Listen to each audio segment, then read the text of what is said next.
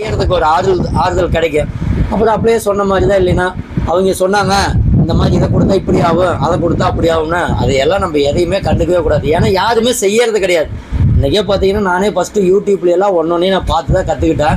எதுவுமே சரிப்பட்டு வராது. அவங்கெல்லாம் பார்த்தீங்கன்னா 2 வருஷத்துக்கு கரெக்டாக போடுறாங்க, மீதியெல்லாம் வியூஸ் போனால் போதும். எதுவுமே அனுபவ விவசாயத்தை யாரும் சொல்லி கொடுக்கறதில்ல. ஆனால் யூடியூப்லேயும் நிறையா இருக்காங்க, அனுபவ விவசாயிகள் நிறையா இருக்காங்க. இருந்தாலும் ஆள் விட்டு தான் எண்ண முடியும். இந்த சேனலா இவங்க அனுபவ விவசாயத்தை சொல்லி கொடுக்குறாங்க, இந்த சேனலானு தான் சொல்ல முடியும். மற்றபடி எதையுமே சொல்ல முடியாது.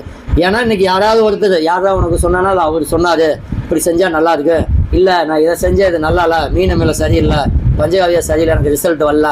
ஏன்னா அவன் செஞ்சிருக்க மாட்டான், அடுத்தவங்க செய்யறதையும் கெடுத்துருவாங்க. புரியுதுங்களா இல்லையா? என்னையெல்லாம் அப்படித்தான் ஆரம்பத்துலலாம் நான் யார் சொன்னாலும் கேட்க மாட்டேன். ஒருத்தர் செஞ்சாங்கன்னா அதை கொண்டு நான் செஞ்சு பார்ப்பேன்.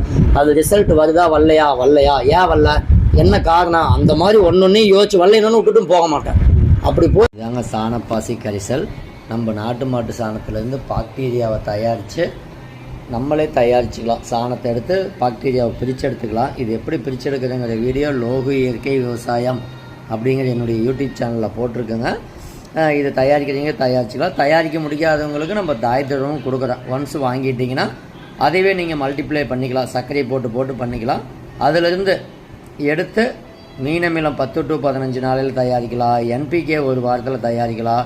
பொட்டாஸ் ஒரு 15-20 நாளைக்கு மேலே வாழைப்பழத்தை வச்சு பொட்டாஸ் தயாரிக்கலாம். இலைதலைகளை வச்சு நுண்ணூட்டம் தயாரிக்கலாம். அடுத்தது பார்த்திங்கன்னா பூச்சி வெளுத்தி தயாரிக்கலாம். இந்த மாதிரி அனைத்துமே நாமே தயாரிக்க முடியும். இது எப்படி தயாரிக்கிறதுங்கிற பயிற்சி தான் நம்ம இப்போ கொடுக்குறோம். ரெண்டாவது பார்த்திங்கன்னா விவசாயிகள் முதலீடு என்பது உழைப்பு. நம்ம உழைப்பை முதலீடாக போட்டோம் அப்படின்னா பொருள் விற்கலை அப்படின்னாலும் நமக்கு நட்டம் வராது. அதற்காகத்தான் நம்ம இந்த பதிவு. இது பார்த்திங்கன்னா சாணப்பாசி கரிசல். அடுத்தது பார்த்திங்கன்னா ஹியூமிக் சொல்லியிருப்போம். நம்ம மண்ணை பிஹெச் லெவலை சமம் பண்ணு, காராமில மண்ணை சரி பண்ணு. இது பார்த்திங்கன்னா எண்ணெய் கரைப்பான். நம்ம கடலெண்ணெய், தேங்காய், நல்லெண்ணெய், வேப்பெண்ணெய், புங்கெண்ணெய், இழுப்பெண்ணெய் அனைத்து எண்ணெயும் பால் மாதிரி மாற்றி மண்ணுக்கு கொடுக்கறது. இந்த மாதிரி ஒன்றொன்னையும் நம்ம அனுபவத்தில் தேடி